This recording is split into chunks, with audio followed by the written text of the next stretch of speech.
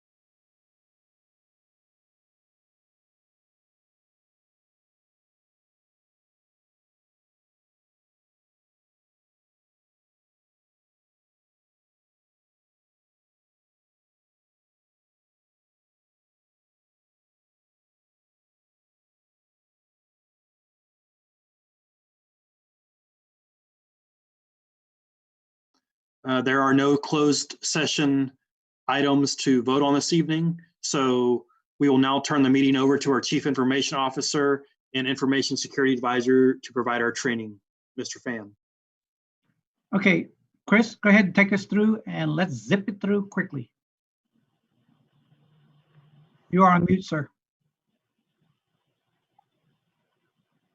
I am on mute. Okay, there we go. Let's see. So let's go ahead and got it up there.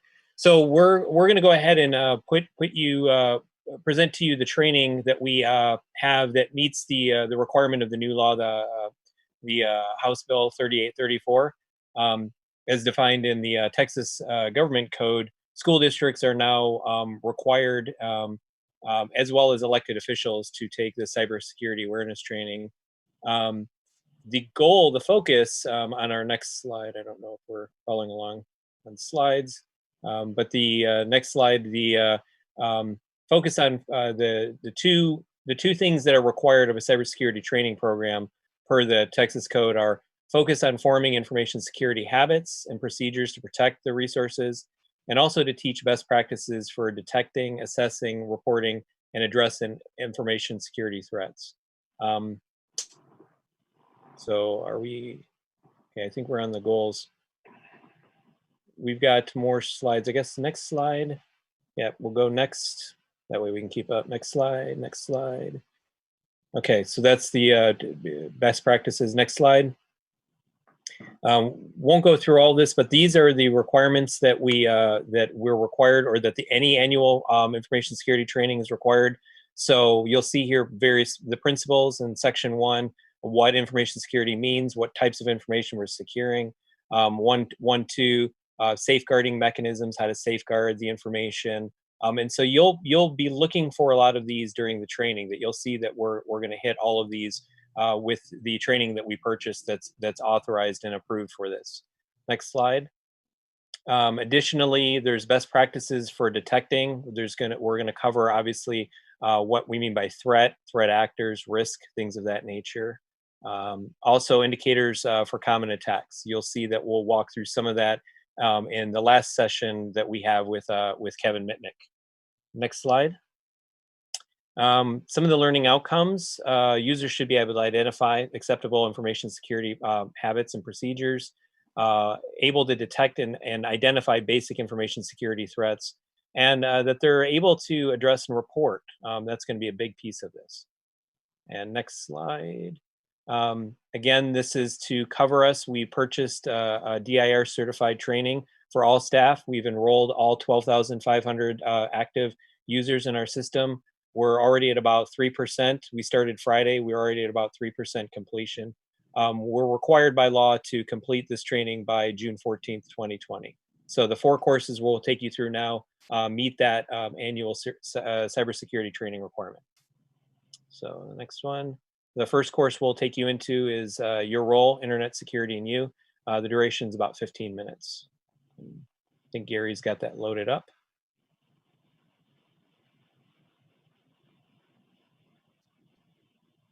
Yeah, I apologize for the quirkiness of clicking and everything else, but this is meant to be done by individuals. We're just doing a collective learning here, so bear with us.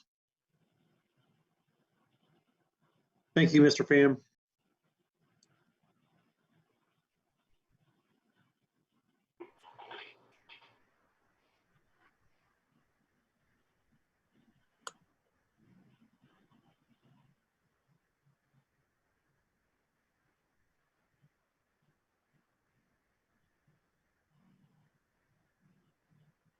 I think we're getting any audio.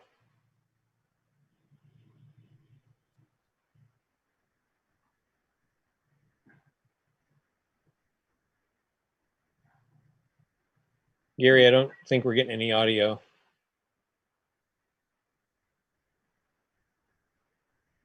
Oh.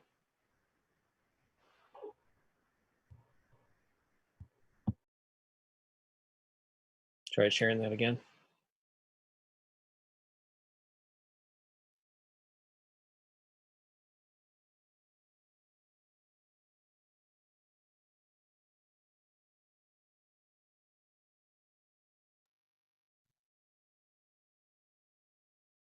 It's no secret that organizations like yours are under attack. Whether intentional or unintentional, secure information is breached every day. Data breaches, or incidents where information is accessed without authorization, occur in the headlines regularly. This makes you a target, and cybercriminals are quite effective in targeting you. They've learned that the easiest way around your organization's defenses isn't hacking and cracking. It's tricking you into letting them in. The methods used by these cybercriminals to breach your device and break into your organization's network is called the threat landscape. In this course, you'll become quite familiar with the threat landscape and the main ways hackers try to trick you into doing something that will put yourself and your organization at risk. When you are done with this training, you'll understand these threats and, even more importantly, the role you play in keeping yourself and your organization safe. Next, real-world statistics on cybercrime. Here's an interesting exercise. Answer each question with your best guess. Once you submit your answer, you'll be shown the actual statistic. So generally, these are high percentage for what percentage of successful cyber attacks were caused by someone falling for phishing. I'd say probably an 80, 90%. We want to do projected cost for cybercrime. I know that this is in the, it was in the billions. It's probably in the trillions. 5 billion. Yeah. 5 billion. How many businesses are targeted? Hundreds, I would say, maybe a couple hundred. Everyone. Right. Everyone's targeted every day. And security awareness training can reduce the risk of data breach by what percentage? Let's be optimistic, maybe 75%. Okay. All right, I like it. So Wow. 90 to 95%. Oh my God, 6 trillion? Wow. Wow. 400 businesses, so we were getting close. 70%, not bad. 75 we said. So Now yeah, you understand the reason why it is so popular and right. that's why they're targeting.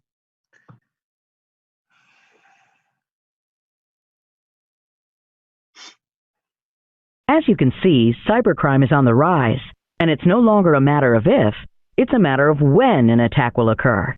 Now more than ever, your help is needed in keeping yourself and your organization secure. Let's begin your tour of the threat landscape. First stop, malware. Malware stands for malicious software, an umbrella term for all the software out there that is being used by cybercriminals to spy on you and steal your information. Once your computer becomes infected, some malicious apps can log your keystrokes when you type your password.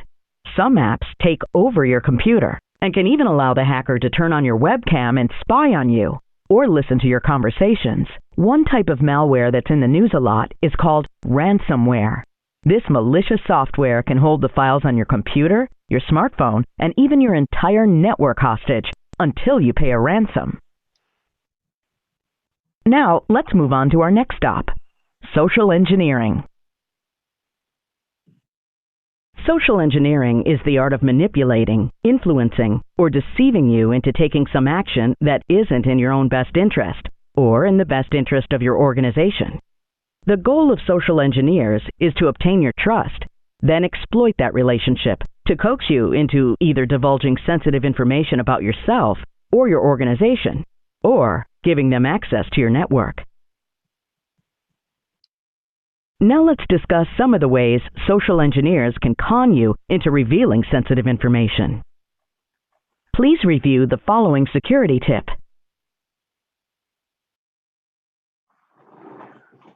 Pretexting involves creating a fabricated scenario to gain your trust and get information from under false pretenses.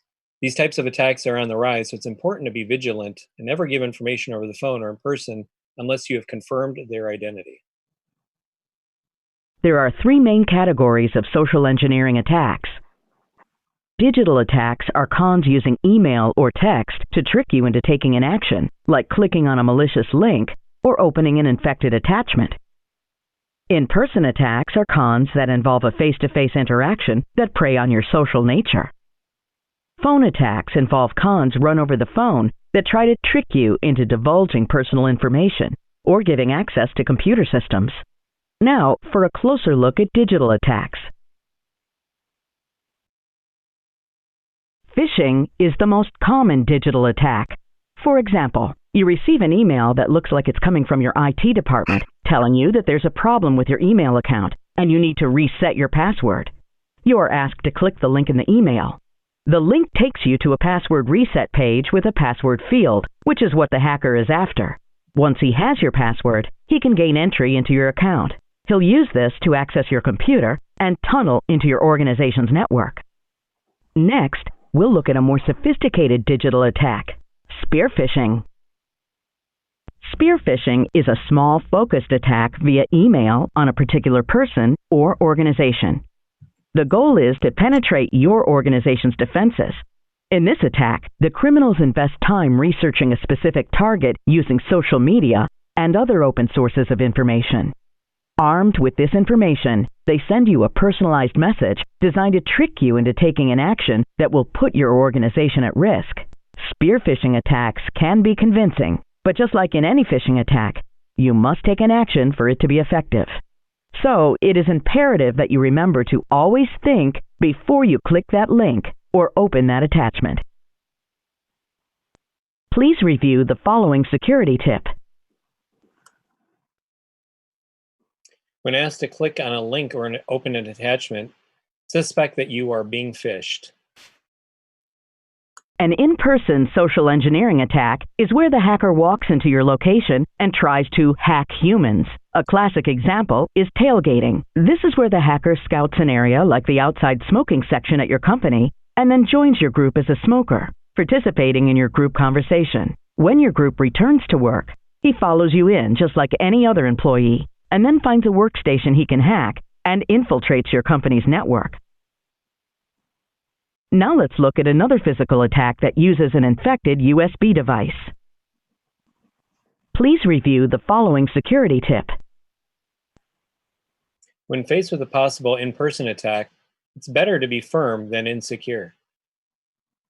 This classic USB attack has been around for years, but it still works. Attackers leave a USB stick that says payroll, where it can be easily found, like in your office parking lot, the lobby of your building, or a restroom. Or they could send you an envelope via postal mail with a USB stick inside that looks like it comes from a customer or a vendor. Once someone gets curious enough to plug that USB stick in their computer, that computer is then owned by the bad guys. Next stop, phone attacks. Another name for phone-based social engineering is voice phishing, or vishing. Like phishing, vishing is when the hacker calls you and tries to con you into surrendering confidential information. For example, a hacker calls you with a pre-recorded message that is supposed to be from a customer support rep from your bank. He says that there's a problem with your account and asks you to call a fake customer support number to clear things up. The support rep is part of the con. She will ask for personally identifiable information, PII, like your credit card info, PIN, last 4 digits of your social security number, or other sensitive details. Once she has this information, she can access your account and steal your identity and money. Now, let's look at smishing. Smishing stands for SMS phishing, or phishing that occurs through text messaging. For example, they send a text message asking you to call a number or click on a link. The message could look like it's coming from your bank and may even contain most or all of your account number, information the bad guys obtained from one of those data breaches you hear about in the news. It's important to remember that these attacks can come in many forms, but the one thing that they all have in common is that they require you to take an action to be successful. Please review the following security tip. Even if the message you are reading contains your password or your account number, it can still be fraudulent. Drag and drop the type of attack to its matching description. So you find a thumb drive in the men's room with the label, layoffs for third quarter. Is that spear phishing, vishing, smishing, phishing, or USB? USB. USB, correct. You receive a text message from your bank asking you to click the link provided to activate your new credit card.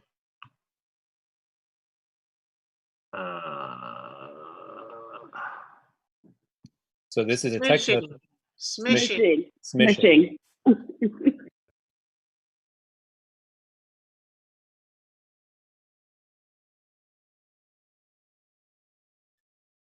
You receive an email from your bank telling you that your password has expired. It asks you to click on the link to reset it. Phishing. Correct. You receive an email that looks like it's coming from your college alumni association asking you to download the new calendar, but you know the calendar is on their website, not in a PDF. Spear phishing. Right. You get a voicemail that sounds like it's from your customer support for your cell phone provider asking you to call them back to avoid having your service interrupted. Vishing. Yep. Continue to the next section where we will discuss file types. Here is the thing to know about file types. None of them are safe to open unless you know the sender and are expecting the file. Even then, it's a good idea to verify it. You may have heard that text files are safe to open, but even they can be weaponized and successfully used to infect computers. More concerning is that file extensions can be manipulated. It might look like a .txt file, but it's not. The only thing you can do is verify that the file is legitimate.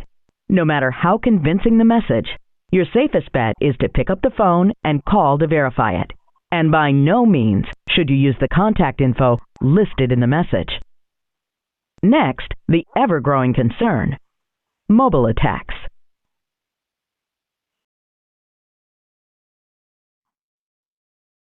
Almost half of today's information workforce use their own laptops. 68% use their own smartphones. And 69% bring their own tablets to work.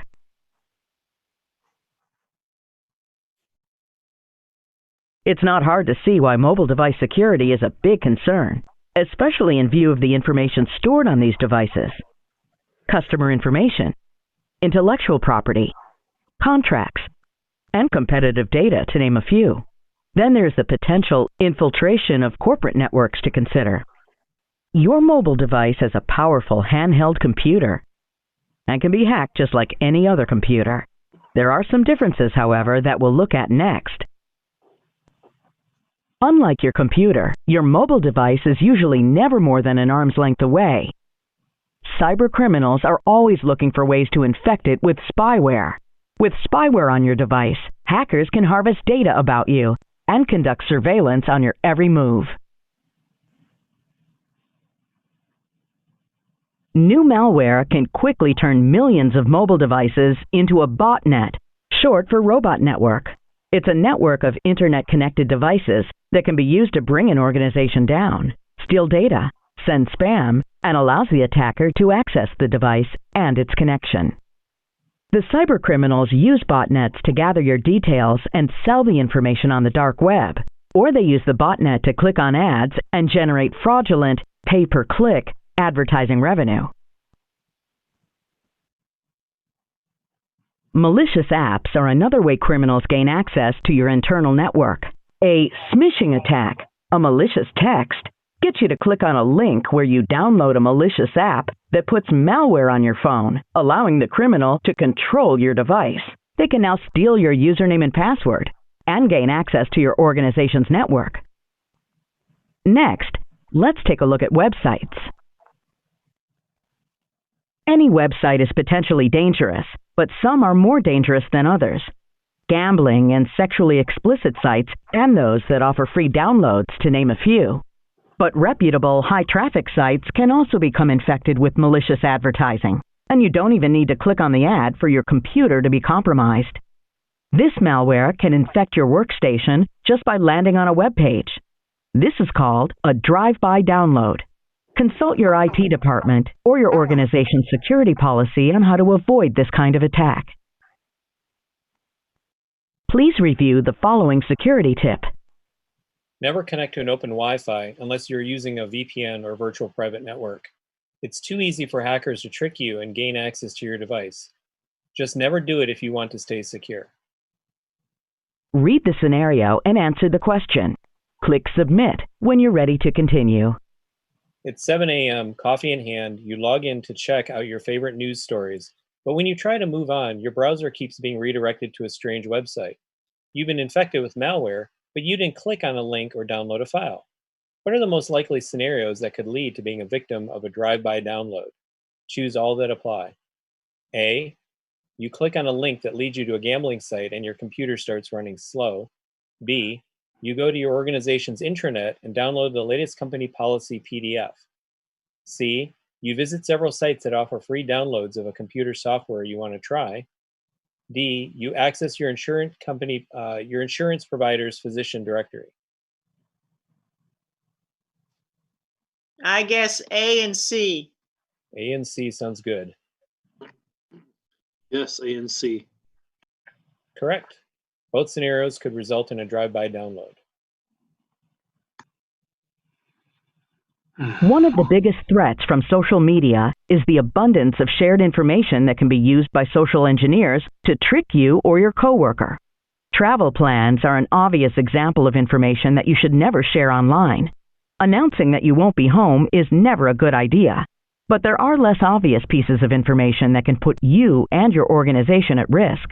Any type of sensitive information is like gold to hackers. Think about it from the perspective of a social engineer. Will the information you are about to post be useful in conning you or your coworker? Please review the following security tip. Make sure you understand your organization's policy regarding sharing information on social media. Another effective trick that criminals use is to create a profile with a bunch of real or fake connections that all look very convincing. For instance, a headhunter that wants to talk to you about a career move, or your friend that you haven't talked to in a long time. When you click the link in the message they sent you, your device becomes infected with malware. Now the hacker can begin to tunnel into your organization's network.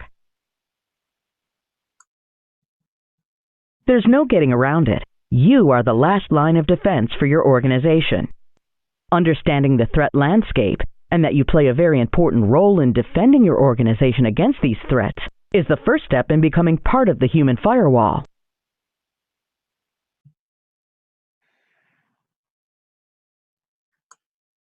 What is the one thing that can allow a phishing attack to be successful?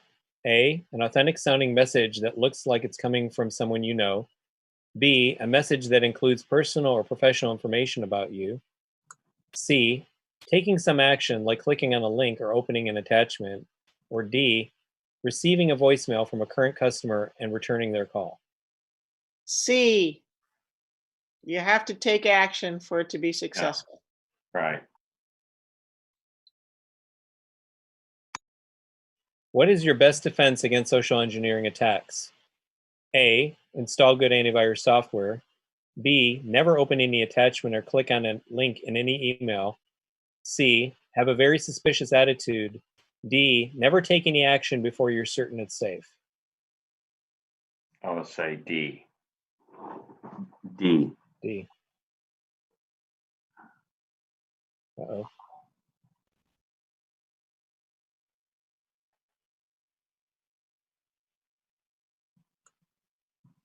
Not sure what's happened there.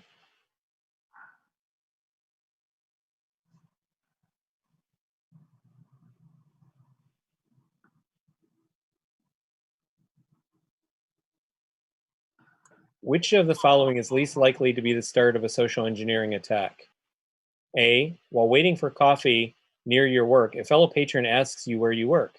He tells you he's on his way to interview there. He follows you back to work, chatting about the company.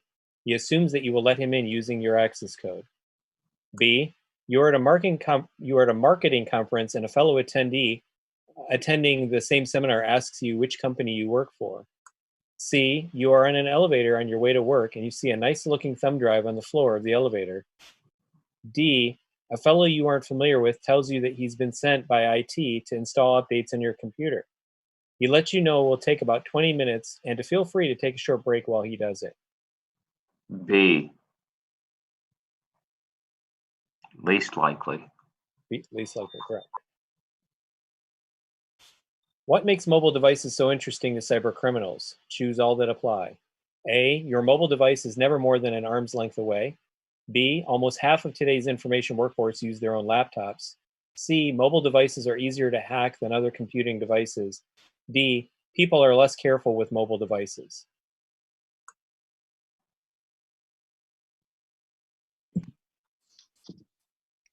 Probably A and D.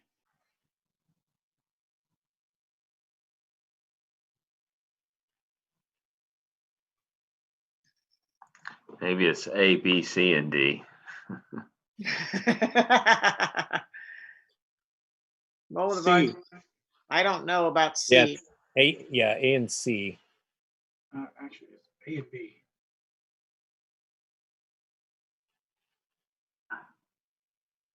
Yeah, so you've received a text from your bank asking you to call the number provided to verify recent charges. Which scenario reflects the most secure approach? A, call the number and ask them to verify your account information before you answer any questions. B, call the bank using the number you've located from a web search or on the back of your card. C, delete the text because you think it might be a smishing attack. D, call the number in the text and ask to speak to the manager. B. B. B. Yes.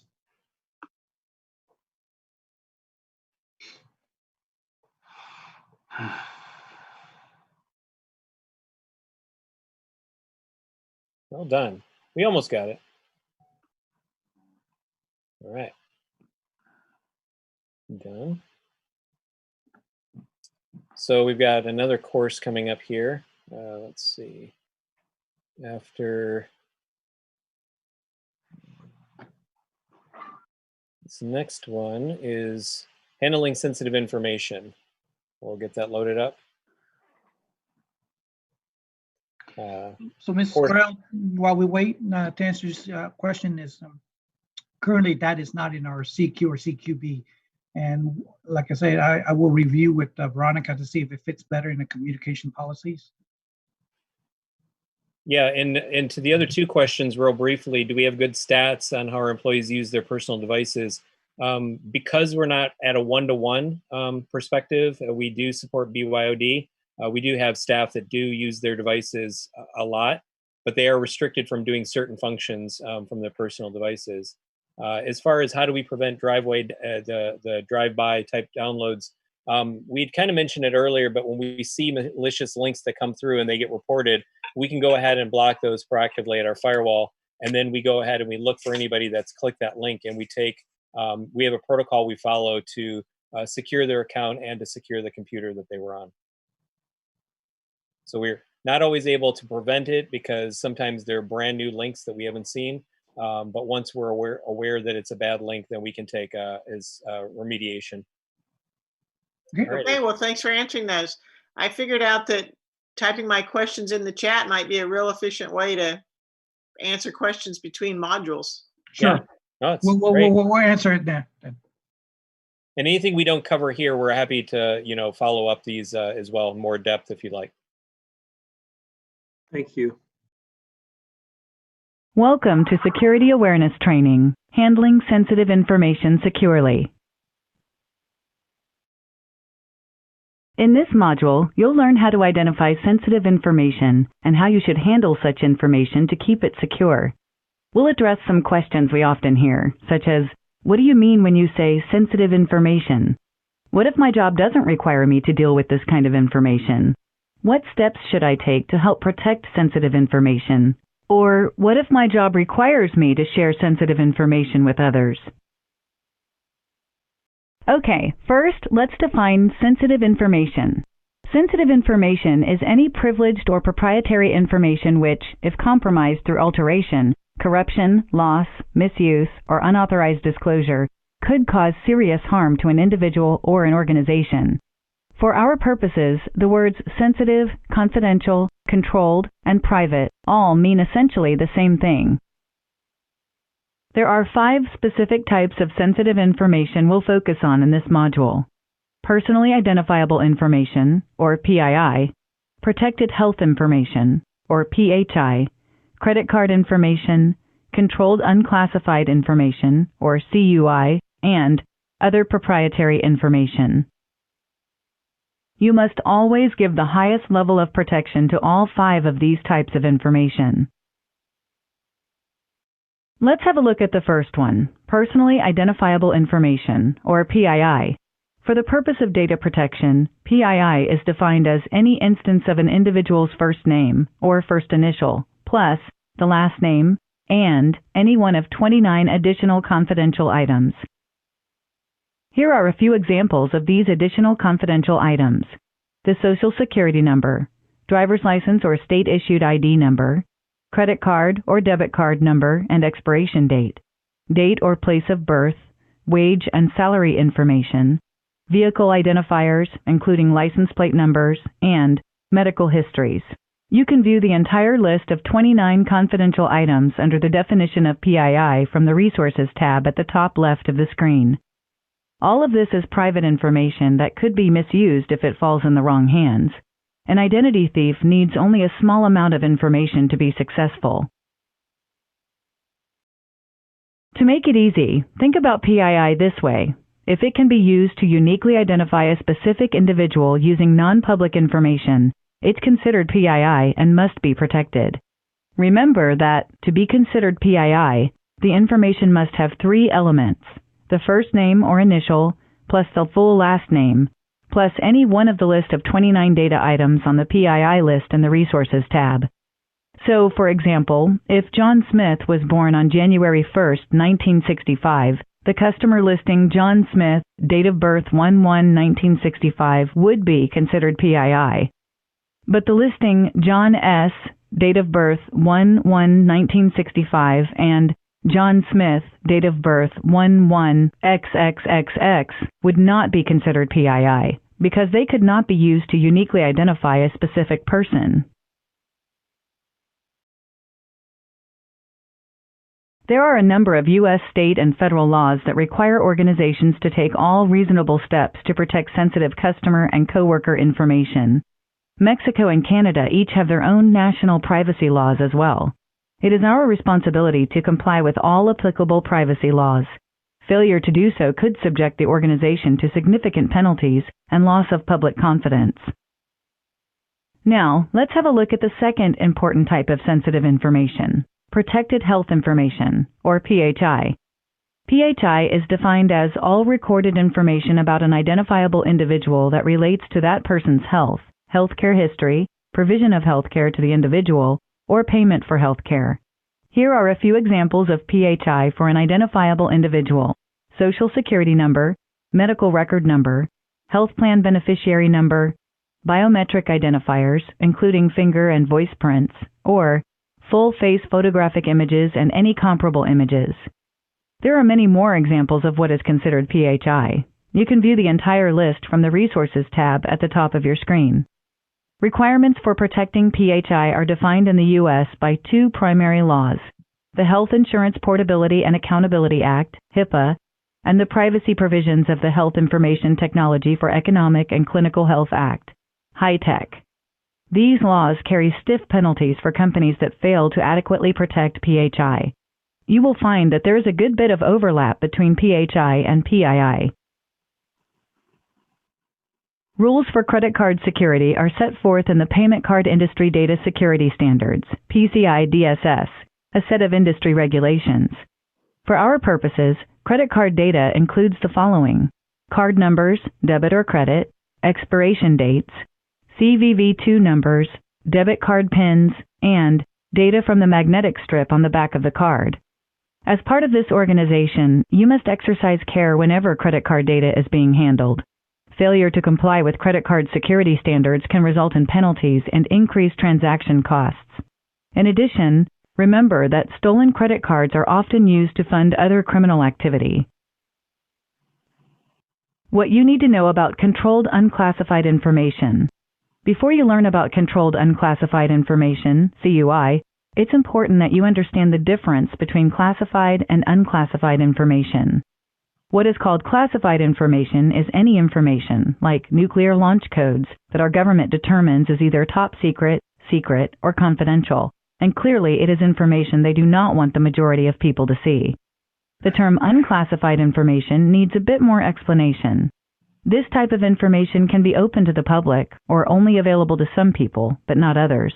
For example, if you are a receptionist at the Pentagon, you might have clearance to look at data that deals with general office activities, but you won't have access to information discussing troop deployment. It is against the law if you are not authorized to access classified or unclassified information to access it anyway. There are two general types of unclassified information. Unclassified unlimited, anyone can access it. This is generally information covered under the Freedom of Information Act. Unclassified limited, information that requires a special permission. You would need government clearance levels to see it. It is not covered under the Freedom of Information Act or statutes. This is called Controlled Unclassified Information, and we're calling it CUI from here on out. CUI is managed by a set of standards. These standards group sensitive information into categories, similar to files on a computer network. This helps to make sure that only the people who are authorized to access the information can see it, and you are able to find it quickly. In addition, these standards describe how you have to use, save, and send sensitive information. They also keep a record of who has accessed the information and when it was accessed. If you have access to CUI, you should receive training that discusses the potential risks, as well as any policies, standards, and procedures relating to that information. Organizations that handle sensitive information should establish steps that describe how to respond when that information is accessed by someone without proper clearance. After all, it's important to know what to do in case of an emergency. Examples of other sensitive information include, but are not limited to, non-public organizational information, passwords, user IDs, and internal network information, strategic plans or board decisions, confidential financial data, or any other information that could hurt the organization, a coworker, or a customer if it were to be disclosed. We've talked about laws that require us to protect sensitive information, but protecting people's private information goes beyond what the law requires. The act of asking for access to someone's sensitive information carries with it the understanding and the obligation that we will do everything we can to keep private information private. Without this trust, the people we serve and coworkers would not be willing to allow us to have this information, and the purpose of our organization will suffer. Remember, when we talk about coworker information, we're also talking about yours as well.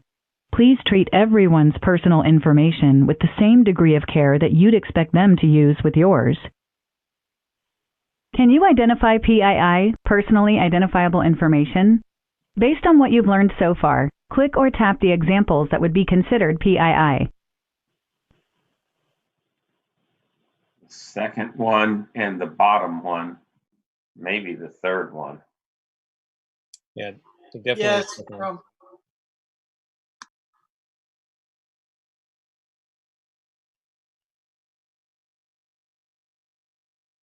Did that say no? Yeah. Okay. Yeah, public information.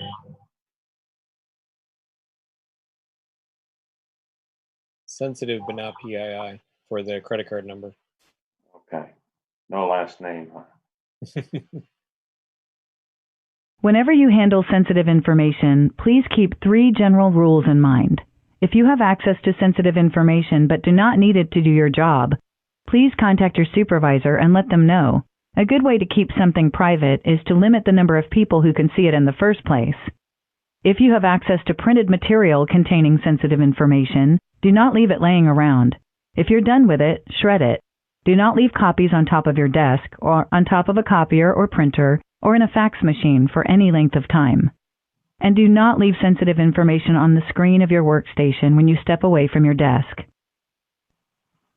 If your job requires you to work with sensitive information, please follow these guidelines. Never give your password to anyone. Never write down your password and store it near your computer, like on a yellow sticky note under your keyboard. Report suspected security incidents or problems immediately.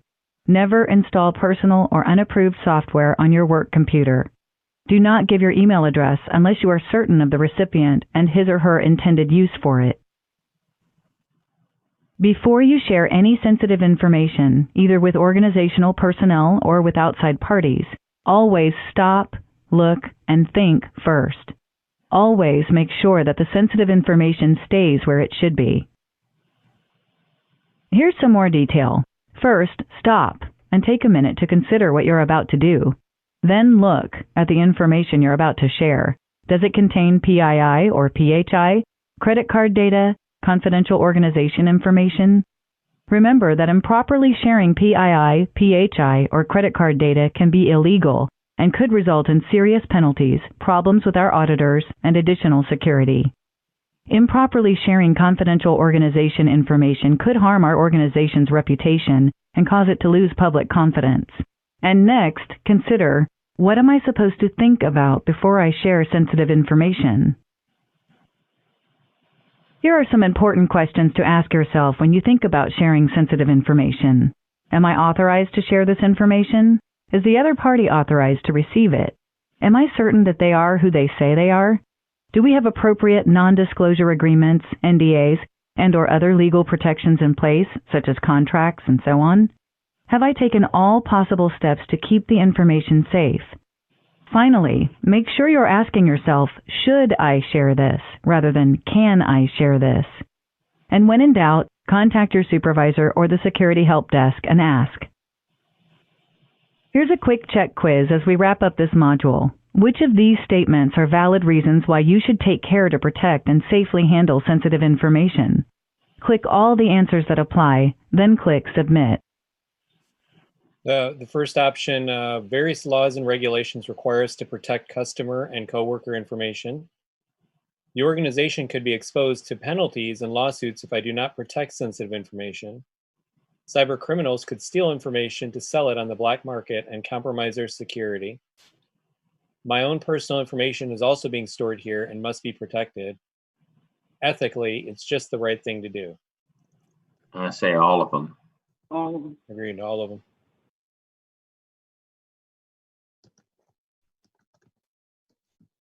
As we end this module, let's quickly recap the key points. Our organization has a wide range of information that is considered sensitive, including personally identifiable information, PII, protected health information, PHI, credit card information, and confidential organization information. We are governed by a number of laws and regulations which require the safe and secure handling and sharing of sensitive information at all times. Everyone is asked to stop, look, and think when sharing sensitive information with others. You're not just protecting other people's information, you are protecting your own information as well. Thank you for completing this important training module.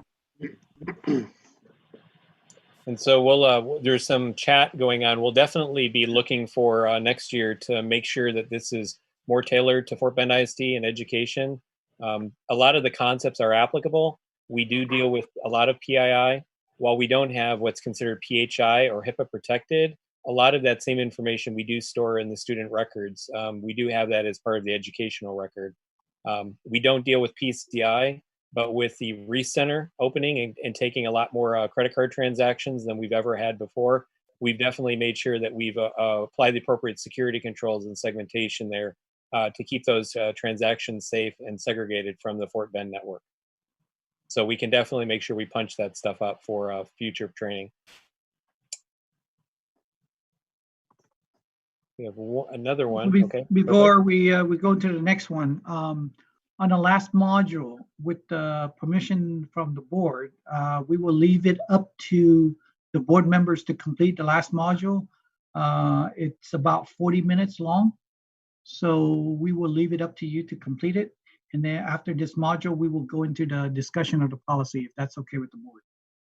Well, Mr. Pham, how are we going to get this module? It will be in the SharePoint. We can send you the link. Basically, you'll be able to access this through Office 365. That if you go to the waffle, and we'll send you the instructions afterwards. It's pretty easy to get access to this with your Fort Bend login. Okay, so gentlemen, if I may, and this is just how I feel, we can shorten the policy discussion to just get a few quick ideas at the end. But this is just me personally, and I want my board members to speak up. I'd rather just power through it because I don't want to have to schedule more time in the future to have to do this. But please, others, speak up if you want to complete the last part on your own, or if you want to do this together right now as a group. Please speak. Well, Mr. Ray. I guess I'd like to power through it as well. I don't know when I'm going to have time to do a 40-minute.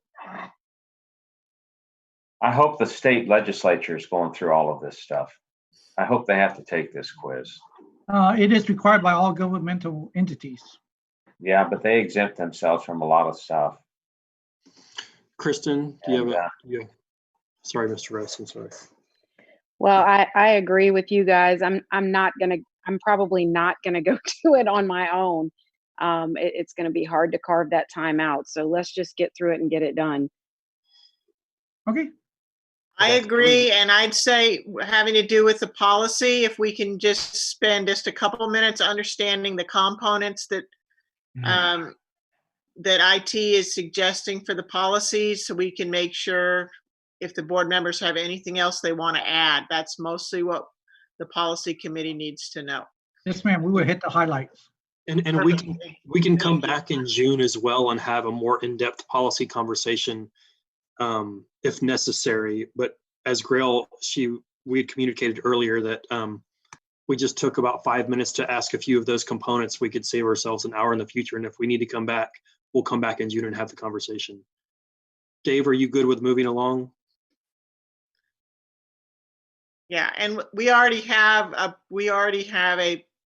process set in our policy review. So anything that came to the board, we have in an agenda review, and we could always add to it if we needed to. So I say we push forward.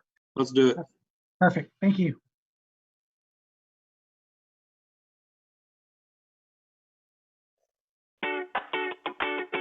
Birdwatching, Nick?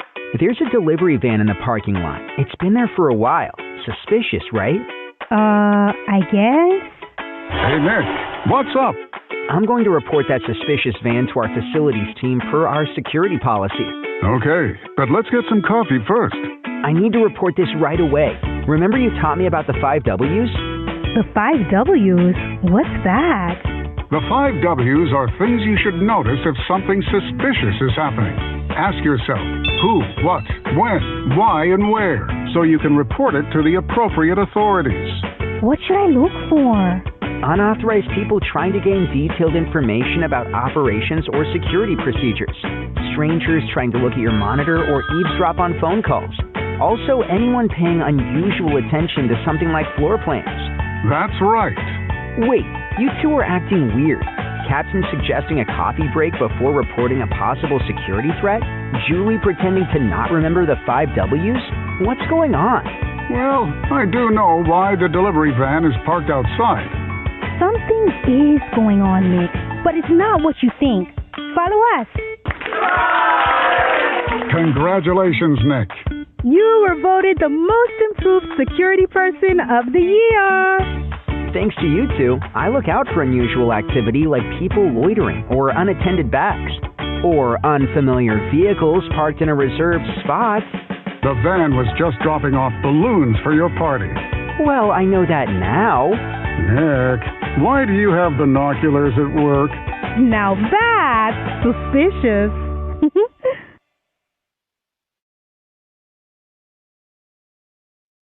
Okay, and then we've just got one more training after this. This is rated at 30 minutes. We'll see how fast we can get through. Kevin Mitnick, security awareness training. While getting that loaded up. Perfect.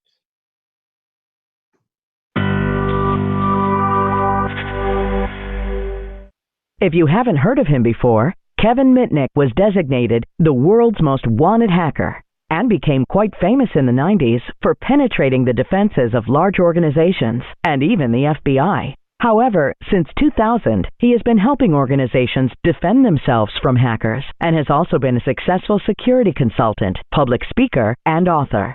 Because he has experience performing security testing for large organizations and government agencies around the world, he is uniquely positioned for his role as KnowBe4's Chief Hacking Officer to incorporate real-world examples in these training modules.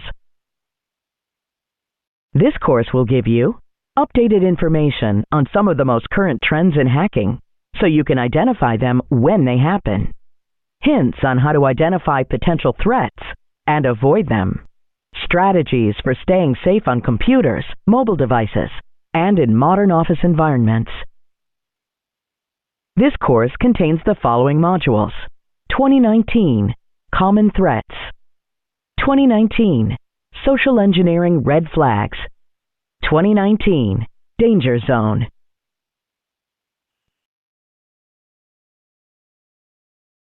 Welcome to Common Threats. This module will look at 3 common social engineering threats: a USB attack, a fake login attack, and a malicious download attack. Understanding how these threats are carried out will boost your ability to spot an attack in the real world. As Sun Tzu, the ancient Chinese strategist, said, "Know your enemy." Before we get started, take a moment to familiarize yourself with some key terms we'll use to discuss the USB attack. Click on each term to see a short description. I can read those off. One sec. See if I can. Trojan, powerful malware that hides itself on your computer and allows bad guys to run their software on your computer.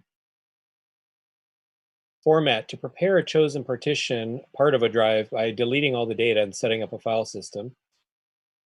USB drive, a small piece of equipment that you connect to the electronic device and copy or store information, also known as a flash or thumb drive.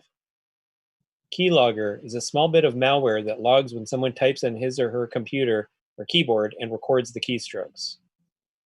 Exploit, a general term for any method used by hackers to gain unauthorized access to computers. Can a simple USB flash drive represent a serious cyber threat? The answer is yes. These seemingly harmless storage devices have been responsible for infecting major networks with malware. People seem to love plugging in USB drives. For example, an experiment carried out by researchers at Google showed that out of 300 USB flash drives intentionally distributed around the campus of a major university, about half of them were picked up, connected to a computer, and the files they contained were opened, some in the space of 6 minutes. Now, Kevin Mitnick will show you how a USB attack can work. So I'm going to show you an attack that is commonly used by hackers to break into your workstation and eventually take over your entire organization. How many of you plug in external media into your computer? And what do I mean by external media? That's a disk like a CD or a thumb drive like the one I'm holding in my hand. Well, the attackers use this technique of tricking you, or what we call social engineering you, actually to plug this into your computer. So can bad things happen? Absolutely. So how do they get you the media to plug in? One of the common methods is to send you a USB in the post, pretending to be your customer, your supplier, your vendor, or they might get physical access inside your organization and just put it on somebody's desk. So imagine if you were sent a USB drive and you had no intention of actually plugging it in and getting the information off there. You simply wanted to convert this to your own use. So what you're going to do is completely format the drive, and that's going to make it completely safe for you to plug in to your computer. Well, let me show you that it's really not safe. So what we're going to do is we're going to plug in this USB drive into this Windows 7 computer running the latest antivirus. And we're going to go into Explorer here. And we're going to look at the drive, and we can see that there are files on the drive. So what we're going to do is format the drive to make it completely safe. So I'm going to go back to my computer. So what I'm going to do is right-click, and then we're going to see Format here. I'm going to click on Format, and then I'm going to click on the Start button, and what that's going to do is completely format the USB drive. I click OK. We wait a few seconds, and it says Format Complete. So now the drive is completely formatted and fresh, like it's from the factory. So can something bad happen? What I want you to do is pay attention to the bottom left corner of the screen where the Windows Start button is over here, and you're going to see the computer is going to magically come to life and start putting in keystrokes. And then what that's going to do is install malware. Right now, it's installing malware on this computer. So if we go over here to the attacker's computer, we see something here on the screen. And what this is called is a Trojan. And with this Trojan, the attacker could do bad things. For example, they can enable the keylogger. So anytime you visit a website, they're able to capture your username and password. Or they could actually steal files off your computer. They could simply open up the Trojan, go into the Files Manager, go into Explorer, go to your C drive, and then I'm going to the administrator's directory on this computer, and here are the files, and I could simply steal them. What if you're using a laptop? What do laptops have that desktops ordinarily don't? Is built-in microphones. So I could essentially turn your laptop into a room bug and eavesdrop on your conversations. But what's the most scariest thing you think a hacker could do if they have malware in your computer? Is actually spy on every move you make. So let's do that. So what we're going to do is go into Spy Functions. We're going to go into Webcam Capture. We're going to hit Start Capture, and then automatically over here, the victim's webcam light is going to turn on, and then you could actually see who you hacked.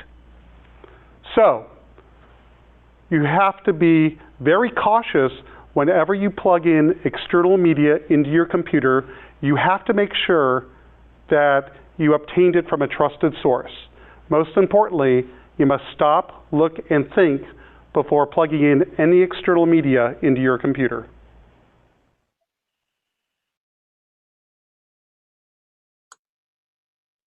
You get out of your car and you find a flash drive lying on the pavement. It's labeled Payroll Third Quarter. What should you do with it? A, take it to accounting to see if it belongs to them. B, plug it into your own computer to see if you can figure out who it belongs to. C, pick it up and throw it away so the next guy won't get tricked. D, take it to your IT department and tell them exactly where you found it. D.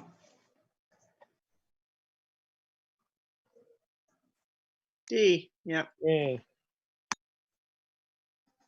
Before we begin, take a moment to familiarize yourself with some key terms we'll use to discuss the fake login attack. Click on each term to see a short description.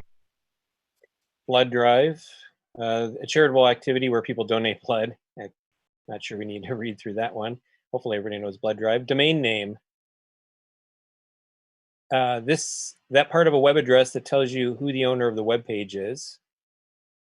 Domain name registration, the act of reserving a name on the internet for a certain period of time.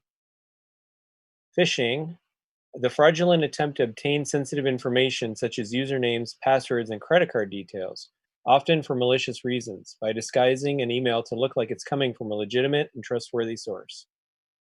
And phish, short for phishing email. Are hackers after your username and password? Absolutely. The number of data breaches caused by weak or stolen passwords climbed from 50% to 81% over the last 3 years. This steep trend poses a significant threat to your organization. Education is key to prevent this from happening to you. The more you know about this common threat, the less likely you are to fall victim to its damaging effects. Next, let's look at how to avoid having your username and password stolen as Kevin Mitnick exposes the deception of a fake login attack. So in this particular case, we want to hack into a company called JBill. Now, we just picked a company name out of the blue. It could be any company. But in this particular type of phishing attack, we're going to pretend that we're HR benefits and we're sending an employee an email that they've been automatically registered to participate in the blood drive and that they have to log in either to confirm or cancel their appointment. And either way, we get them. So let me show you how this works. So since every fish starts with an email, let me log into my email account. So we're going to fire up Chrome. I'm going to log into my email. And let's see if I have any new emails. Yes, I do. Let me click on this and I'll let you see it. This is an email from hrbenefits@jbill.us.com. It's basically saying, Dear Kevin, as you all might already know, JBill is participating in the Missing Types campaign. Missing Types is a campaign to donate blood. And it goes on to say, thanks to your generosity, you've been automatically scheduled for the blood drive tomorrow at 7:30 a.m. And you need to please let us know if you can keep that appointment. So it gives the victim a link to click on. If we look at this link, it's to a website. It's oneblood.jbill.us.com. You might think this really belongs to JBill, but it really doesn't, because I registered the domain as the attacker. So when the victim clicks on that, they go to my domain, not JBill. So we're going to go ahead and click on it because we're the victim. Click. And it says, your appointment is scheduled at the early hour of 7:30 a.m. It tells you here what diet you should have. We'll skip past that. And it basically tells you your appointment's for Tuesday, August 14th at 7:30. Do you want to confirm or cancel? So as the victim, I'll be the good guy, and I'll go ahead and confirm the appointment to donate blood. So we'll go ahead and click on that confirmation link. We click a link, and it's bringing up a login page. So in this case, we want to steal the user's username and password, so we're putting up a fake login page here. So as the victim, we're going to type in my username, my password, and we're going to hit login. And at that point, the hacker has your username and password. If we take a look over here, we'll go to jbill.us.com/logins. And there's a few of them there, but as you can see, I put in the username Mitnick and no before rocks.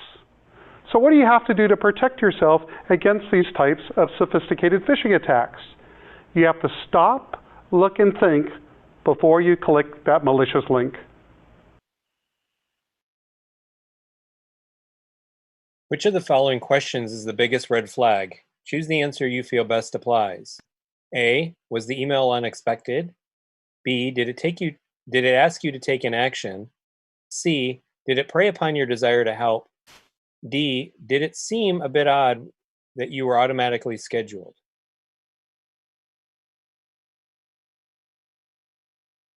B, take action. B. All right. Take a moment to familiarize yourself with some key terms we'll use when discussing the malicious download attack. Click on each term to see a short description. Exploit, a general term for any method used by hackers to gain unauthorized access to computers. Keylogger, a small bit of malware that logs when someone types on his or her computer and records the keystrokes. Antivirus definitions, files and updates that allow your antivirus software to detect the latest known viruses. Virtual meeting, when people, regardless of the location, use video, audio, and text to link up online. Patched, a set of changes to a computer program designed to update, fix, or improve it.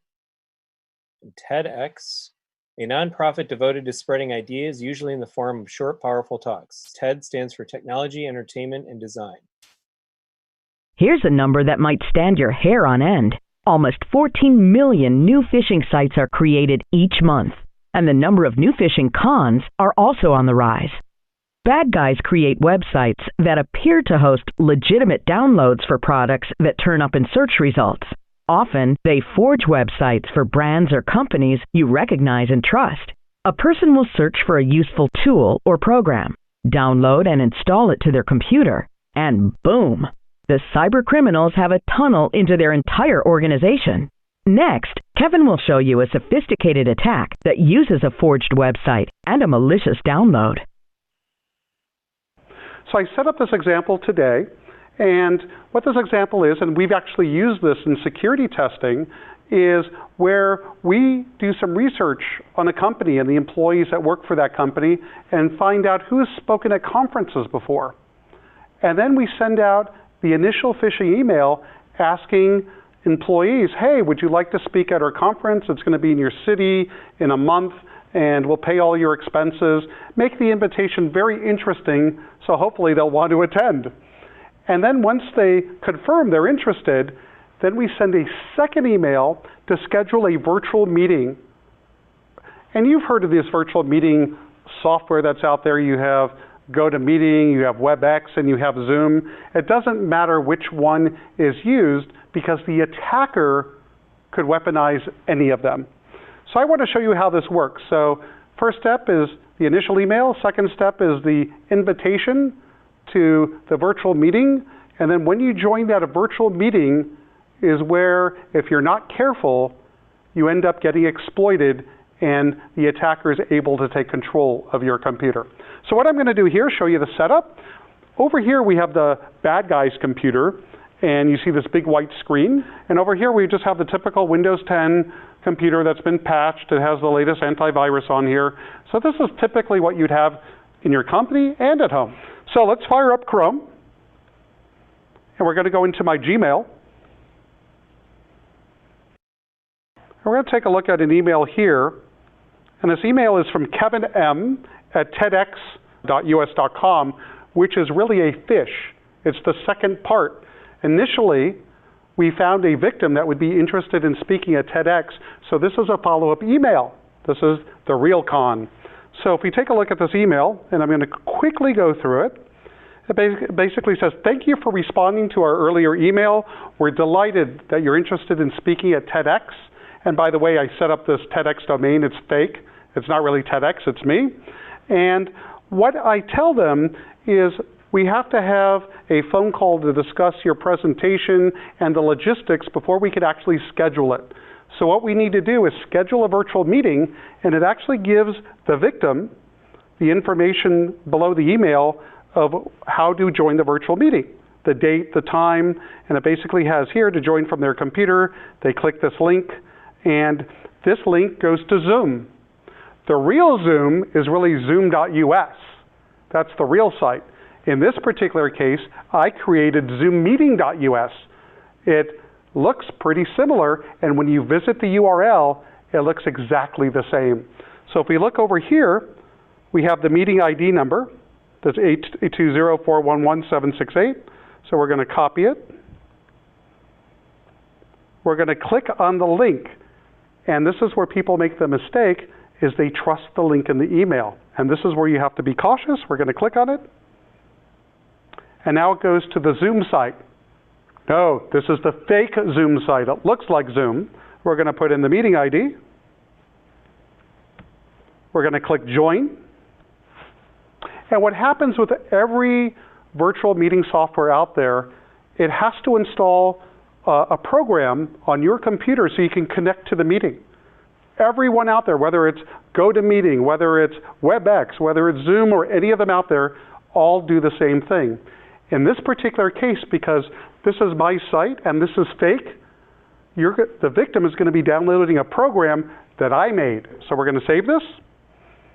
And you see down here in the left bottom corner, that's the Zoom launcher. Zoom tells you to click on it. So we're going to go ahead and click on the Zoom launcher to join the meeting. Click, and we wait. And we're waiting for it to join the meeting. It says that the meeting is scheduled for this particular date, but that doesn't matter because if we go over here to the attacker computer, something has happened. A Trojan has been installed on the computer, and now the attacker has full control. They can enable a keylogger, capture your username and password, and do a number of other malicious deeds. So what do you have to do to protect yourself?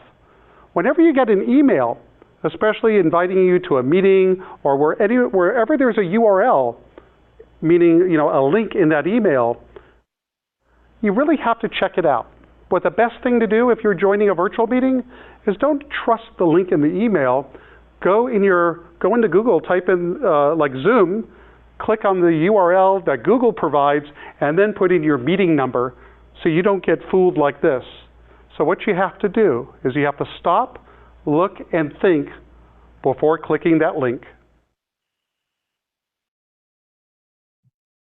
What is the key thing to remember when being asked to download a file? A, did I ask for it? If not, look at it with suspicion. B, never download a file unless you are sure that the source is secure.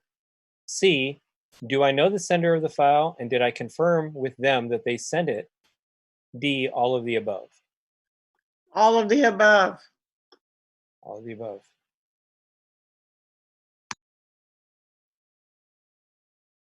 Here's the bottom line. Cybercrime has become big business. The hackers are after you and your organization. Whether they threaten your organization using a simple flash drive or a more sophisticated attack like the virtual meeting download, they'll be heading your way. Ultimately, the key is to know your enemy and use this information to help keep yourself and your organization secure. Next, we'll define what social engineering red flags are and how to identify them.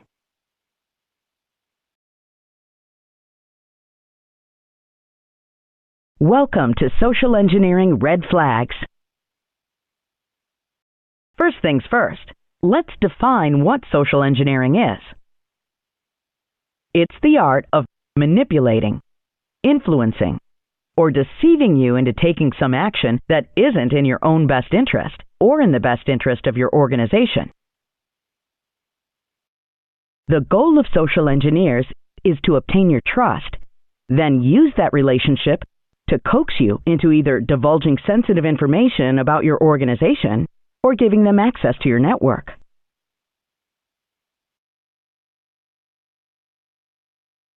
A red flag is a sign of danger or a problem. They can be as subtle as an uneasy feeling or as obvious as an email about suspicious charges from a bank that you don't even have an account with. The purpose of this module is to teach you about these warning signs that can alert you to a social engineering attack.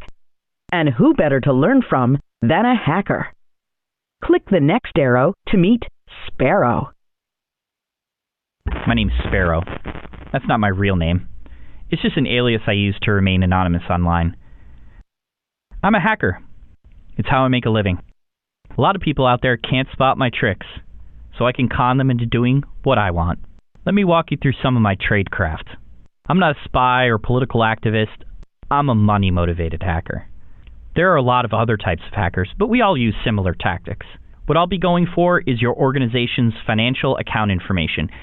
Even better, your customer and employee databases and access to your email server. I'm also looking to get my hands on any large amount of confidential employee information, like tax records. My goal is to target you and your organization. I'll begin my scam with a program that searches illegal websites for usernames and passwords you may have used before. Because many people use the same password for multiple accounts, I can easily hack into a lot of websites. If I get a hold of credit card info, I sell or trade it. If I get full access to your organization's bank accounts, I can make transfers to accounts I control. Once I have access to all those usernames and passwords, the rest becomes easy. I'll send out emails, posts, comments, and tweets, masquerading as the real owner of the account. I trick employees into clicking on links or opening infected attachments. From there, I have free reign. I can install malware on your device, infiltrate your email system, or monitor your organization's banking activity. My bag of evil tricks has no limit. But before I can do those things, I must find a way into your organization's network.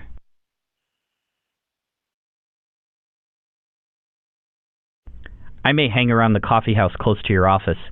I'll initiate polite conversation and then ask you specific questions about your organization. Did you notice that red flag? He'll politely question you about your organization.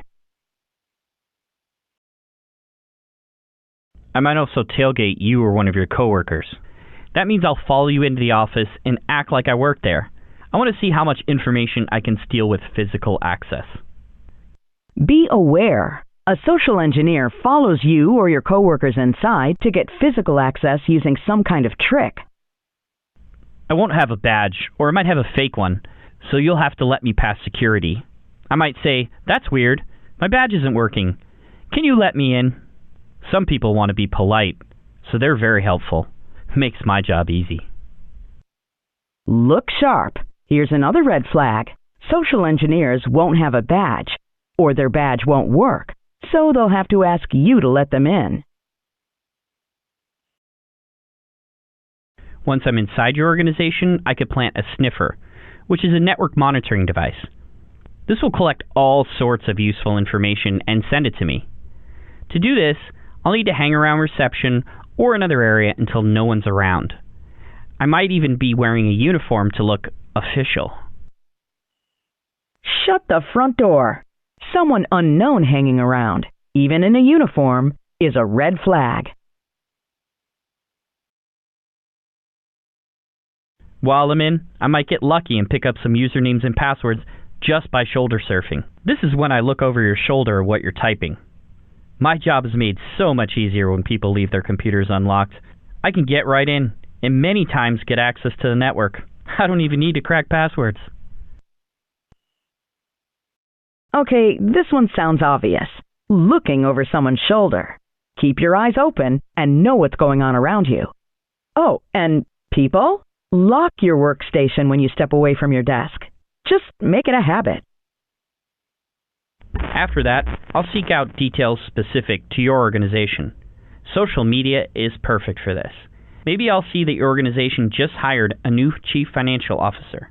With this info, I can create a message that will be very effective, unless you know what to look for. I'll send you a phishing email spoofing an email address to make it look like it's coming from your HR department announcing the new CFO. This hacker tactic is used a lot because people fall for it. But did you notice the red flags? Hope you spotted that the email is unexpected and it's asking you to click a link. If you look close, the reply to address doesn't match the from line. Big red flag. The sad thing is that if you don't notice these red flags, you'll probably click the link, take the survey, and have no clue that the hacker installed malware on your device and is now tunneling into your network, locating your organization's crown jewels. Phishing is the most used form of social engineering. So we'll take a closer look at each of the 7 areas in an email and red flags associated with each of them.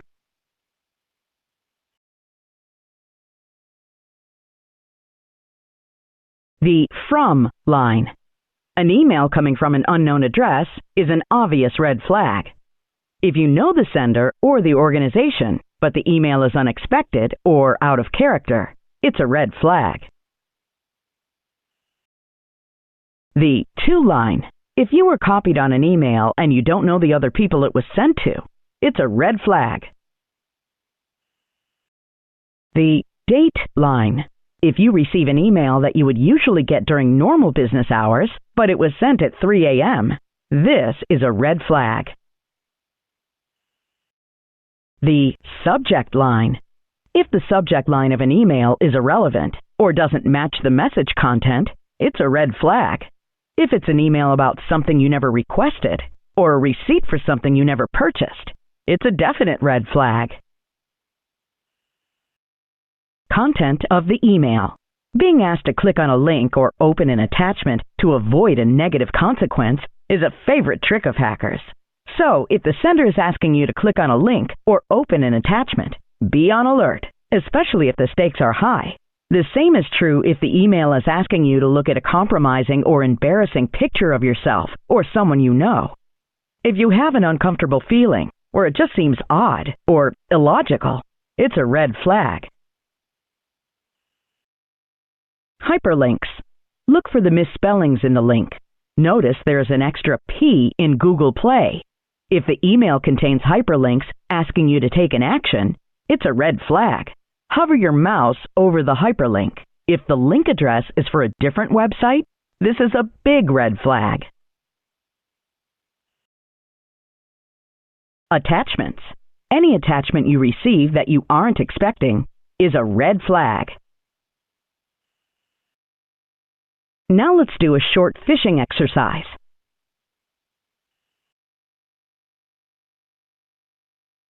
Click on the icons below to read each email. After reviewing all the emails, select the one you think contains the most phishing red flags based upon what you've learned.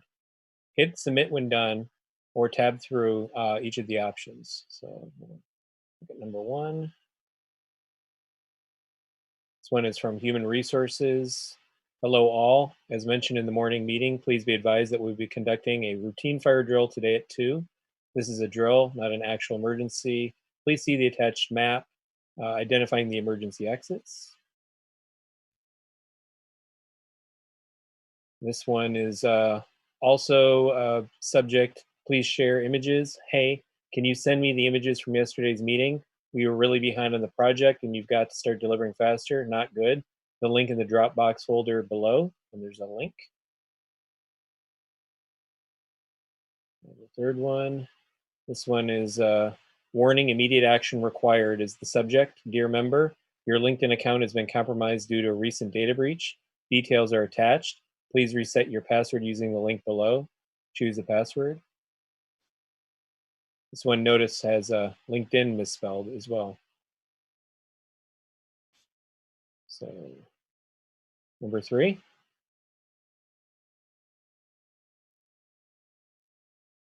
Yes, that's right. This email contains the most red flags. The reply to does not match the from line. It arrived outside of your normal business hours.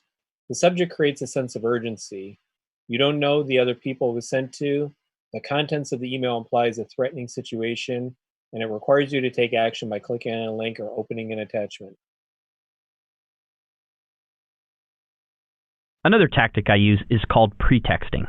This is where I use a made-up scenario to gain your trust and get the information I want. For example, I'll call you and pretend to be on your IT team. I'll tell you that we just rolled out updates and I need to validate a few things on your workstation. Hold it. There are some subtle red flags here. Let's see if you notice them. First, IT is calling. This is odd. IT doesn't usually call. I mentioned that I work with Steve, the manager, and I've known Chrissy in finance for years, names I found when I was researching your organization. While I have you on the phone, I'll ask you to visit a website that'll install malware on your workstation just by landing on it. Jackpot! This gives me access to your computer, and I can see what else I can access on your network from there. I might also make a scam recorded message and send it out to many people as a robocall. This is called vishing, which means voice phishing, get it? Like phishing using my voice or even an automated voice to make it sound official. Read the fine print here. Did you notice it? Someone you don't know is name dropping. A favorite hacker trick. But the biggest red flag is that you are being asked to take an action, visiting a website, and this could put your whole organization at risk. Now for a short exercise. This is pretexting and vishing, very similar. We'll just read what's in number 1. We're looking Hi, to this see. is Jen from Printer Help. The boss asked me to call you about that problem with your printers. He didn't mention it to you. Well, he said I needed to get it fixed ASAP.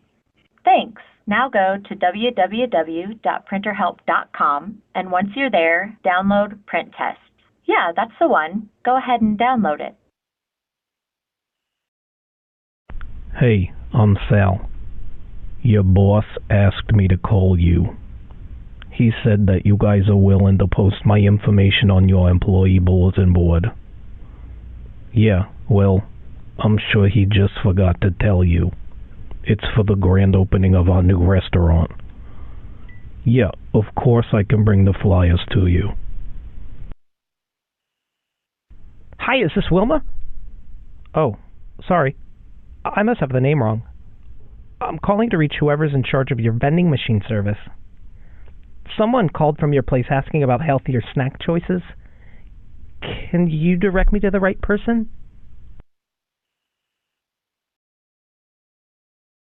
So which one do we think is the most suspicious? The printer one? First one? I think the first one.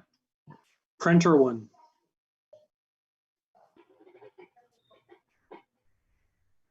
Yep, that's correct. The call was unexpected. It's from someone we don't know.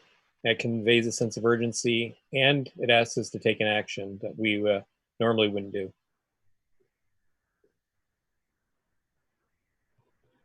My favorite attack is called smishing.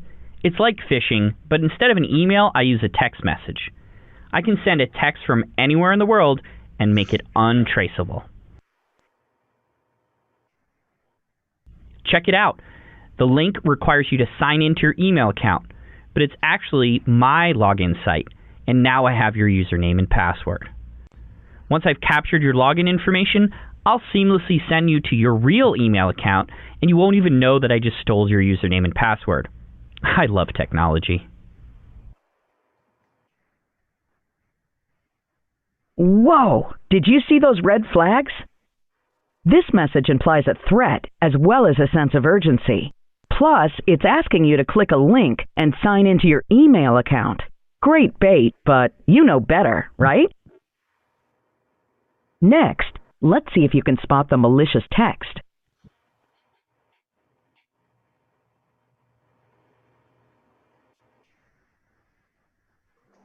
This one's from Metro Cellular. We ID'd and shut down an unauthorized capture of your info. Your personal information may have been compromised. For more information, follow this link to metrocell.co/security. Next one. How likely are you to recommend Metro Cellular to others? Reply with a number between 1 and 5, where 5 is extremely likely. Number 3. This one's from Milwaukee Power. Is your power back on? Text 1 if yes, 2 if not sure, 3 if off. We apologize for the inconvenience this outage may have caused you. Thank you.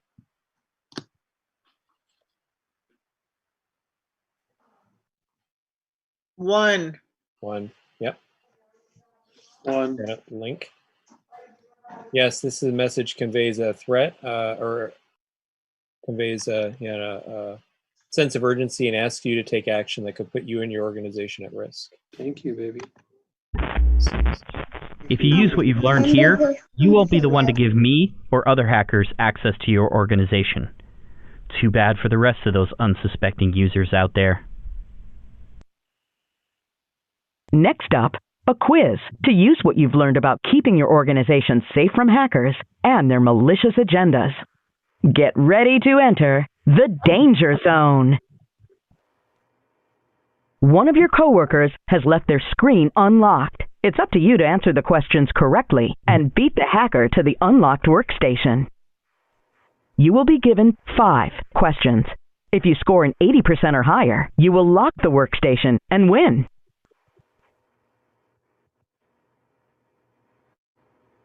Which definition best describes a keylogger?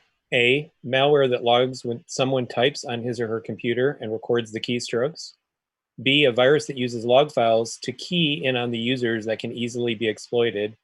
C, malware that uses key files to create system of logging everything you do on your computer. D, all of the above. D. A. A.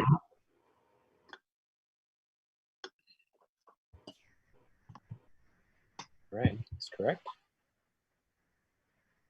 Hackers will set up a site that looks legitimate and prompt you to log in. This type of attack is called A, phishing attack, B, fake login attack, C, USB attack, D, pretexting.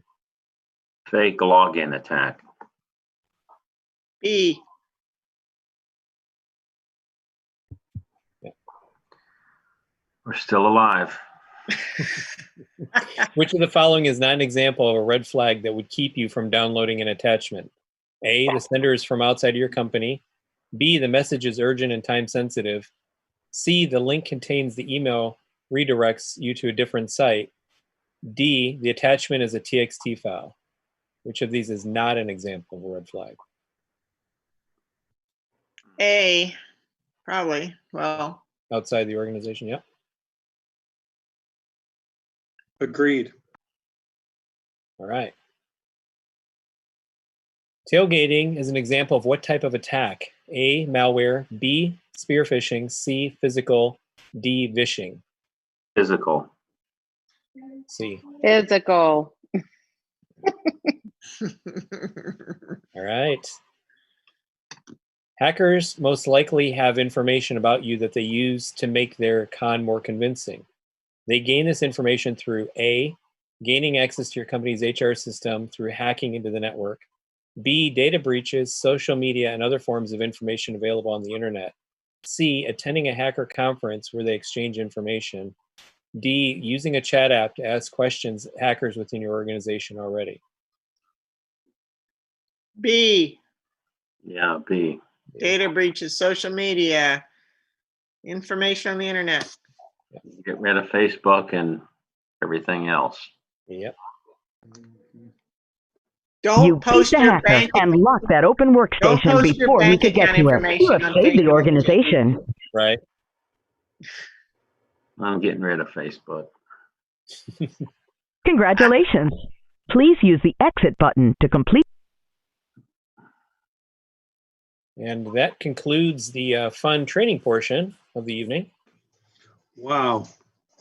Did we pass? We passed. Everybody passed. You'll all have credit. Thank you, Wonderful. Chris. Yes, thank you very much. We appreciate you facilitating the training. Thank goodness. My pleasure. Yes. All right. Chris, now we'll hit the highlight of the policies if there's no other questions. Yeah, let's do that. Grail, can you, this is James, can you help us with this conversation and narrow it down and what would be most helpful for the policy committee or where to start? Right. So if Long or whoever knows can tell us what the components of the policy are, and then how it's arranged and what else we need to add. I think one of the policies doesn't exist right now, and one is being changed significantly. Yeah. But So- that's about all I know. Yes, ma'am. So Gary, if you could pull up CQ quickly, and then we can just step through it. Local, CQ local. Yes, CQ local. Yes, CQ local, that's correct. I don't think we have a choice with CQ legal Right. or CQB legal. I don't know from for the.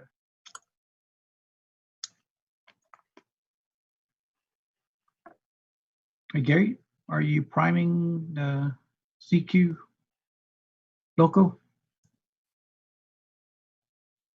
So while we're getting that on the screen, oh, there we go. Perfect. Okay. Can we make it bigger? Yep.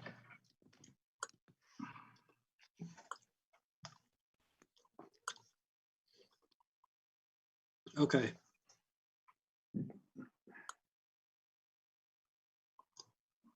Okay, so basically, this CQ local address a lot of the availability of access, and if you can scroll down a little bit, and the limitation of the district resources use, basically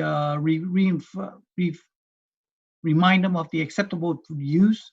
If you can scroll down a little bit more. What it asks is that Dr. Dupree or his designee to develop and implement regulation to basically address the cybersecurity, if you will. Now, it also addresses the internet safety. If you scroll down, Gary, okay, oh, maybe too much. Oh, there you go. Okay, and what it does is that these safety plans will address the control student access or any appropriate material. We have to anyway because of our E-rate requirement and compliance to SIPA. Also ensure the student safety and security with using electronic equipment in any devices, as a matter of fact. Okay, scroll on, down. We also prevent unauthorized access, including hacking. In other words, our students who are wanting to hack and everything else, we will have a policy to fall back on if they do. restrict authorization of disclosure of the PII, educate our student about cyberbullying and awareness, as well as all the other etiquette that we are required them to once they use our equipment. The other thing that we want to address is also the filtering. We are required by SIPA that we filter anything that goes in and out that deem harmful to the kids. We also monitor the use. In other words, there's no privacy in terms of monitoring whether a student, employee, or member of the district. And then if you scroll down a little bit more, this is just a disclaimer of liability. I guess it's a standard boilerplate from Rob's group. And then record retention. We will attain electronic record based on our record management program that basically maintained by our legal department. And then, of course, we have to, by law, the new bill, House bill, is security breach. Our security coordinator, which is who is this, will be contacting and is, basically follow the methods that was prescribed in the policy to notify of any breaches that has occurred within the district. Number one is the written notice. Number two, electronic email if the district has electronic email addresses for an affected person, and also posting on district website, and then publication through broadcast media. This is in addition to report to TEA as required by the law. Okay, this is pretty much summarized the CQ local.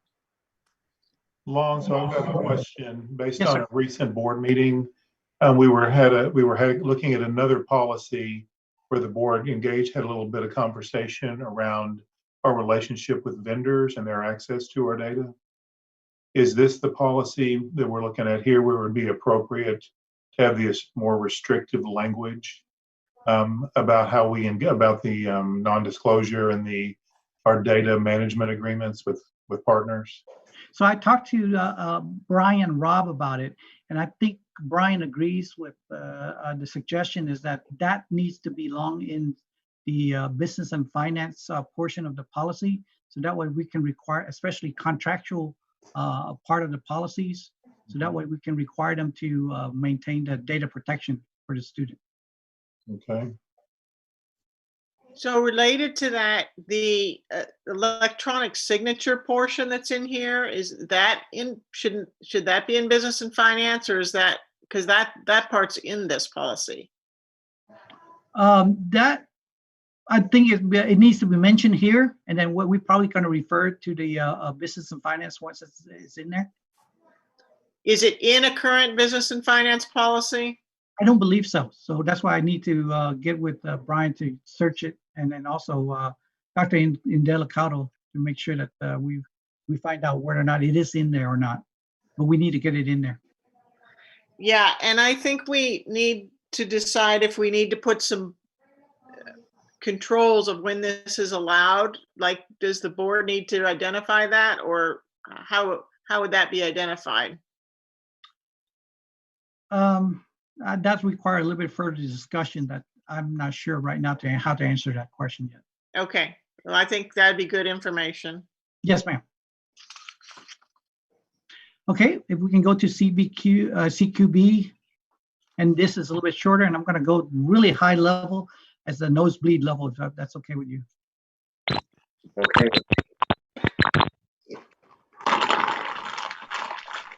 If I see you start wiping your nose, then I am successful.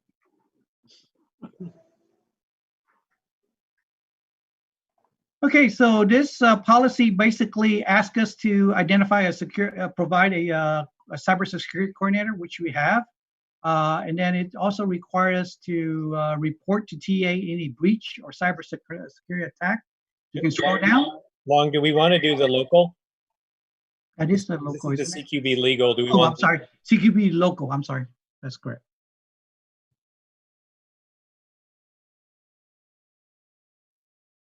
My fault, Gary. So in the in the policy database, there isn't a local one. Where do I get the local?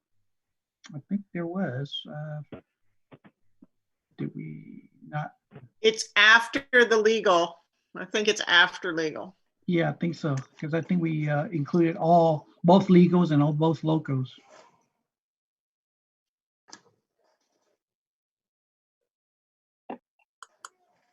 And if I can, maybe I can pull it up real quick and then I can summarize it for you. Okay, so while you guys are pulling that up, so should things like we talked earlier about some different auditing protocols. Should there be some of that in this policy? What are appropriate board oversight items that should be in here? Was thinking about what Kristen had mentioned earlier about the contract review for some of that language. That could be a reference that would call for the audit committee to include that in their rotation periodically. Okay, and the other one was the very technical term that Chris used, the superpower account access or something like that. Somehow that seems like that should be a periodic audit as well. So my question is that should that be in the administrative what you would call it procedure? Yes, procedure, because that's I do believe it's going to be part of our information security handbook. Okay. The board has to have that in Kristen. You're freezing, Kristen.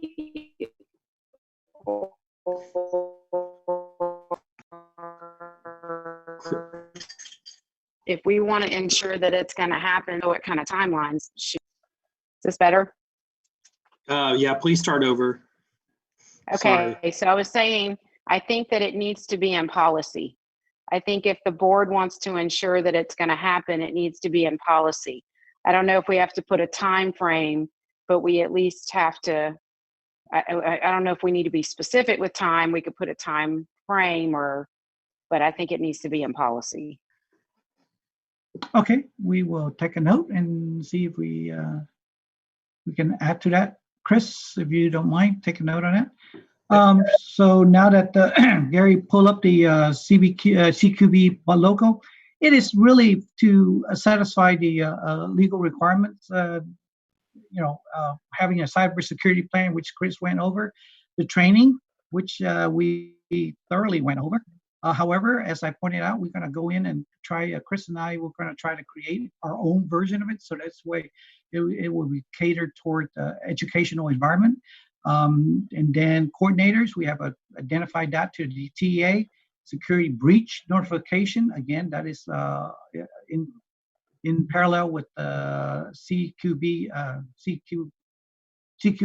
legal. They have a breach notification as prescribed by them.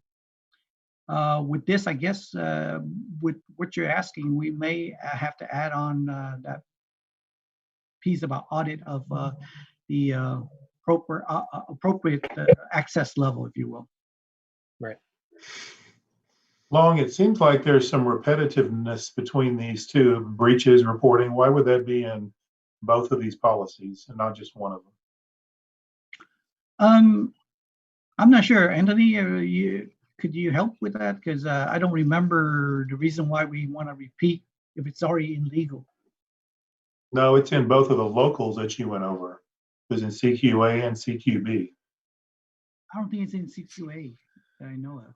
No, I don't think we have a CQA local. I think that is a legal. Yeah, only. that's legal. Okay.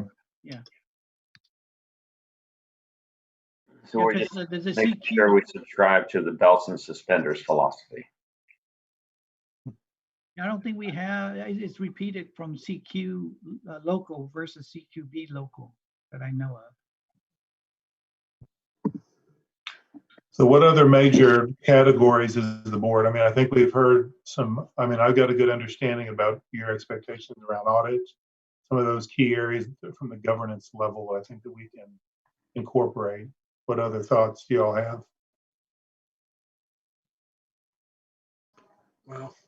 Well, we brought up the data protection with outside vendors, so that's going to go someplace.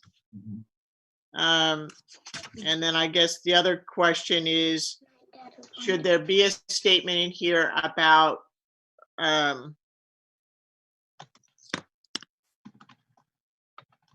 not a specific statement? I'm not asking for specifics, but maybe something general around monitoring for attacks or doing threat assessments or something along those lines. And then periodic report to the board regarding it or something along those lines, so the board can continue to stay informed. Kind of the high level governance that directs the superintendent to have procedures to do those things on a periodic basis and report the results. Right. Yeah. Because otherwise it may not get done, you know, when everybody here is not around. And man, this stuff is serious, you know. And I mean, it's really scary. And so I think as much of that we can put in, and as much, I don't know, maybe I have to read the words over again. It was kind of hard to see on the screen. I didn't pull it up on my desktop here, but whatever we can do to continue just educating people how easy it is to get scammed, and how, you know, it doesn't just compromise you at this time, it can compromise you years and years and years down the road. Yep. Right. I know it started to work is when I start getting emails and calls from employees asking, is this legitimate? Because now they're starting to look. So that's great. But I think this training I think after this training you'll get even more, because I'd kind of like to watch some of it again myself, actually. Actually, I would rather Chris gets those calls than me. Mr. Rice, I think he had something. Did you have something to say, Mr. Rice? No, I'm good. Okay. Okay. Well, this is something that I think that I'd like to take a day or two to reflect about, and I think we need to have another conversation. It didn't have to be lengthy, but another conversation in a boardroom, because it's a lot to digest, as Dave was saying. So there's a lot here. Most definitely. Yeah. So, but one thing I wanna take a brief moment to say thank you to the board and Dr. Dupree for the foresight to allow me to have a position of to hire someone like Chris, and also to support all of the hardware and software that we have purchased the last 5 years to position ourselves. I mean, we had hired an outfit to go in there and actually trying to hack us, and they couldn't get past. And they gave us a B+ rating out there, right, Chris? That's correct. Which is almost unheard of for our industry or our environment. It's mostly for private institutions that have the money. So I really appreciate the board and Dr. Dupree for allowing us to do that. And we appreciate you too, Mr. Pham. Yes. Thank you, sir. Absolutely. Just remember, for 5 years, we had the information security advisor or administrator even before the rest of the district even thought about it. Right. All right. And I think the other thing is our students and our staff should appreciate all that's there to protect them, because that's ultimately what's being protected is their personal information. And that's what we have to be very sensitive about and careful. Yes. Especially my youngest son is when he was still in high school, and he came back and we had Wi-Fi. He came home, he said, "Dad, could you unblock Netflix?" Because my friend asked me if we can. So I say not only no, but I don't think so. Well, thank you all very much. I want to thank Allison for your input, and Grail and Dave and Jim and Kristen, all of our board members that are with us, that I really do appreciate all your input this evening. And I think this is a conversation that we need to have again in the near future. So please reflect about the conversation that we had tonight and reflect about the training that we received. And with that being said, may I have a motion to adjourn? Motion to adjourn. Second. This meeting is now adjourned.